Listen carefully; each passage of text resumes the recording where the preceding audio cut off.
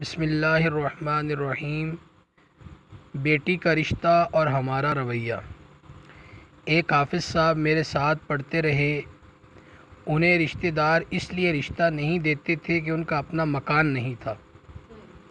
ایک اللہ کی بندی نے انہیں بیٹی کا رشتہ دے دیا تو اسے اس کی ہمشیرہ کہنے لگی، تو نے اس میں کیا دیکھا ہے؟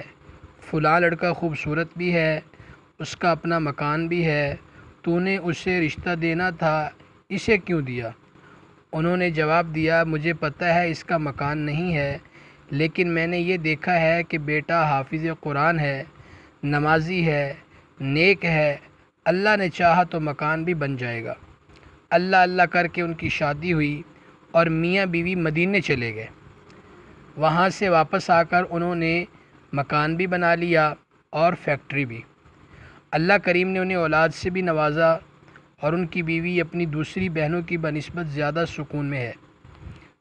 آج کل بعض لوگ لڑکیاں بیاہتے نہیں بیچتے ہیں، لاکھوں کے زیورات، نقدی مکان، جائیداد اور خرچے وغیرہ کا مطالبہ رکھ کر رشتہ دیتے ہیں۔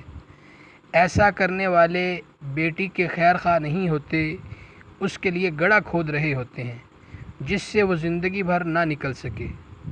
بیٹی کا نکاح کرنے سے پہلے مال و دولت کی فراوانی نہیں دیکھنی چاہیے، بلکہ یہ دیکھنا چاہیے کہ لڑکا محبت کرنے والا ہے، اسے شادی کے لیے مجبور تو نہیں کیا گیا، نیک نیت ہے اور نیک عادات و اطوار کا مالک ہے، اس کا اٹھنا بیٹھنا اچھے لوگوں کے ساتھ ہے، کماتا ہے، نکھٹو نہیں ہے۔ کماؤ پتر غریب بھی ہو تو ایک دن امیر بن جاتا ہے، لیکن نکھٹو دولت سے بھرے ہوئے مکان بھی اجاڑ دیتا ہے۔ لڑکی کو سسرال والوں سے کوئی لالچ نہیں ہونا چاہیے، نہ ان سے کوئی مطالبہ کرنا چاہیے۔